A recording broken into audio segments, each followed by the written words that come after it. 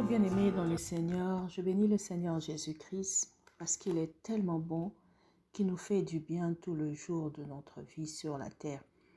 Il est un bon papa qui sait de quoi nous avons besoin. Chaque jour, il planifie la journée pour nous et il pourvoit à nos besoins pendant que nous dormons. Bien-aimés, c'est une grâce d'être un enfant de Dieu. Cette grâce, nous ne devons pas la fouler aux pieds parce que nous n'avons pas mérité cela. C'est la raison pour laquelle nous continuons à méditer la parole, à rechercher le Seigneur Jésus-Christ même à tâtonnant, pourvu que nous parvenons à garder notre flamme allumée jusqu'au jour de son avènement. Bien-aimés, aujourd'hui nous allons partager dans le livre de 2 Timothée, le chapitre 1. Je vais lire à partir du 6e jusqu'au 9e verset que j'ai lu au nom de Jésus. C'est pourquoi je t'exhorte à ranimer la flamme du don de Dieu que tu as reçu par l'imposition de mes mains. Car l'esprit que Dieu nous a donné ne nous rend pas timides, mais au contraire, son esprit nous remplit de force, d'amour et de sagesse. N'aie donc point honte du témoignage à rendre à notre Seigneur, ni de moi son prisonnier, mais souffre avec moi pour l'Évangile par la puissance de Dieu. Il nous a sauvés et nous a adressé une sainte vocation, non à cause de nos œuvres, mais selon son propre dessein et selon la grâce qui nous a été donnée en Jésus-Christ avant les temps éternels. Bien-aimés, aujourd'hui nous allons partager sur « Sois un fidèle soldat de Jésus-Christ ». Bien-aimés, nous savons que nous sommes enfants de Dieu. Nous sommes co-héritiers avec Jésus-Christ. Nous sommes son habitation, nous sommes son église, nous sommes son épouse. Aujourd'hui, nous allons apprendre que nous sommes aussi des soldats de Jésus-Christ. Bien-aimés, en tant que soldats de Jésus-Christ, nous ne sommes pas de ceux qui se résignent. Nous ne sommes pas timides, nous n'avons pas peur. Car Jésus-Christ ne nous a pas donné un esprit de timidité. Mais l'Esprit de Dieu nous enlève la timidité et nous donne tous la force d'évangéliser. Nous sommes de ceux-là qui prennent le relais de tous les apôtres. Nous marchons sur le fondement des apôtres afin de continuer la mission des apôtres, qui est la mission de tous les enfants de Dieu, d'instruire les païens, de gagner les âmes, de faire en sorte que tout le monde connaisse la vérité et qu'il soit sauvé. Et nous devons aussi savoir que c'est à cause de cela que nous allons souffrir, car Jésus-Christ a souffert pour ces choses, les apôtres ont souffert pour cela, et nous aussi nous allons souffrir pour cela. Parce que le monde ne nous aimera jamais, il mettra des crocs à jambes sur nous, il mettra des embûches, mais nous avons gagné parce que Jésus-Christ a gagné la victoire. Et cette victoire, nous la savons déjà gagnée. Et même quand nous souffrons dans les corps, si nous souffrons pour la gloire de Dieu, nous n'allons pas avoir honte de cela. C'est une bonne souffrance. C'est pourquoi, comme des bons soldats, nous sommes armés d'une pensée positive de la souffrance. Et nous sommes persuadés que la personne à qui nous avons cru, c'est pas n'importe qui, c'est le Dieu qui a créé les ciels et la terre. Et la foi que nous avons en lui nous donne la puissance de garder les dépôts qu'il a mis en nous. Le Saint-Esprit en nous nous aide en toutes choses. Nous fait sortir dans des difficultés que nous avons. Et lorsque tu invoques le Saint-Esprit, il est toujours là. C'est le meilleur ami que nous avons. Donc, la personne du Saint-Esprit va nous guider dans ce combat, va nous rappeler des choses, va toujours être là pour être un bon guide pour nous. C'est un esprit de conseil, un esprit d'intelligence, c'est un esprit de sagesse. Et dans tous nos problèmes, il sera toujours là pour nous. Nous savons que dans cette mission, beaucoup vont nous laisser tomber. Comme Paul ici pouvait dire, tu sais, il dit à Timothée, tu sais, Pigel et Hémorgène m'ont abandonné. Telle personne m'ont fait du mal. Mais Onésiphore m'a fait beaucoup de bien. Et je prie Dieu pour qu'il lui rende au centuple. Vous voyez, ce genre de choses va arriver dans la mission. Il y aura des gens qui vont vous abandonner. Mais nous n'allons pas perdre la foi. Parce que, comme de bons soldats en Jésus-Christ, nous souffrirons, mais nous n'abandonnerons jamais. Nous combattons toujours le bon combat et nous allons toujours embrasser les affaires de la vie pour celui qui nous a enrôlés, pour Jésus-Christ. Car un bon athlète n'est pas couronné s'il n'a pas combattu suivant les règles. Même la Bible dit, les laboureurs qui peinent doivent toujours manger les fruits en premier.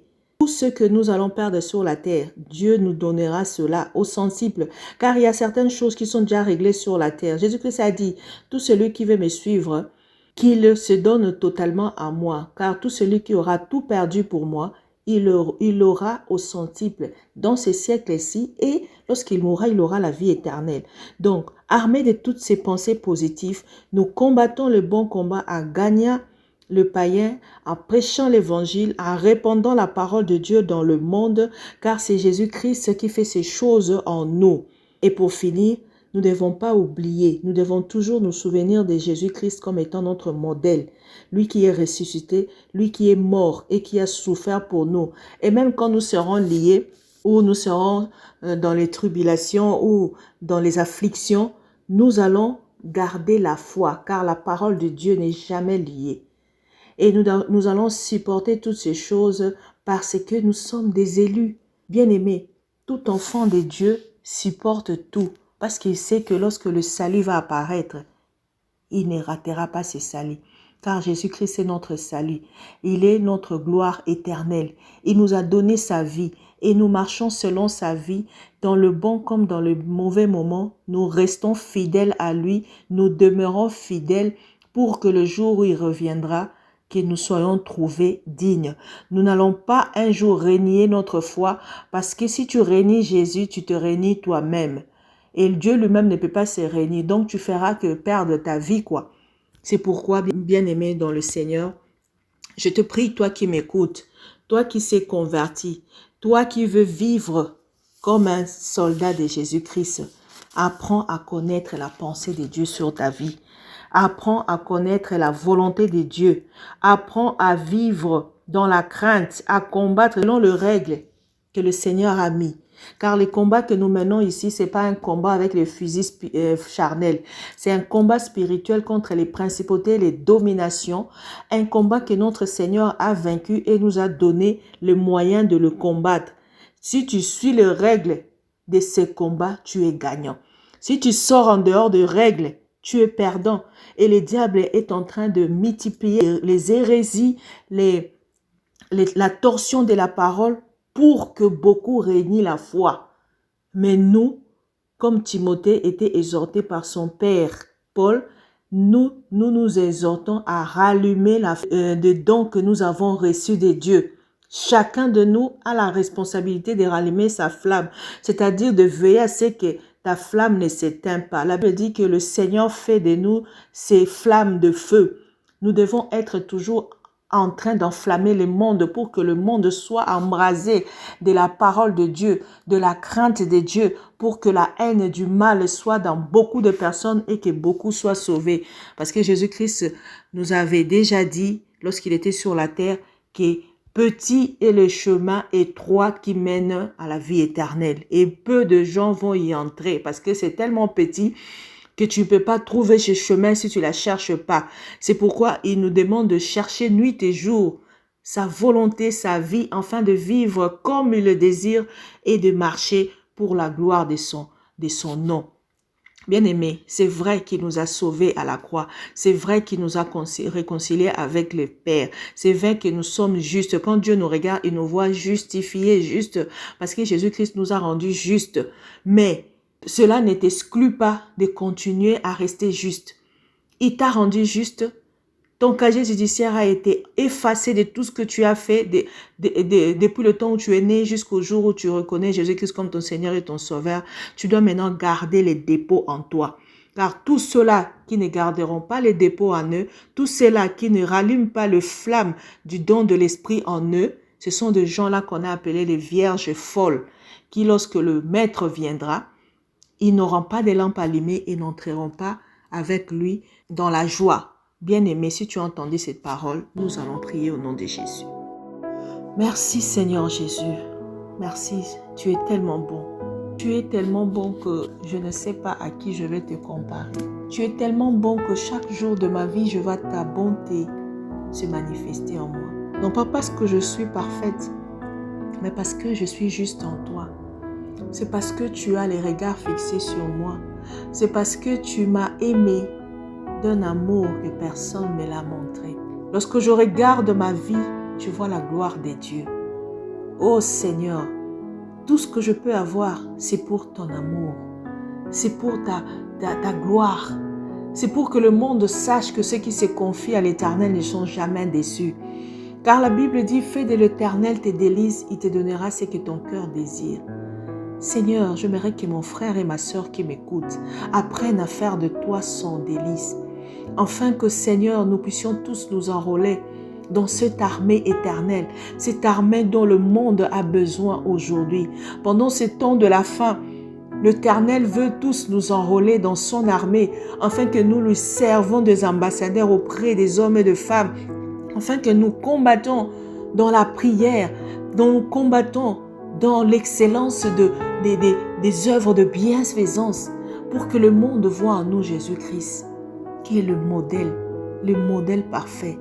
Ô Seigneur, enrôle-nous, arme chacun de tes enfants, Seigneur, ô Dieu, de cet esprit, de rester dans les affaires de la personne qui nous a enrôlés.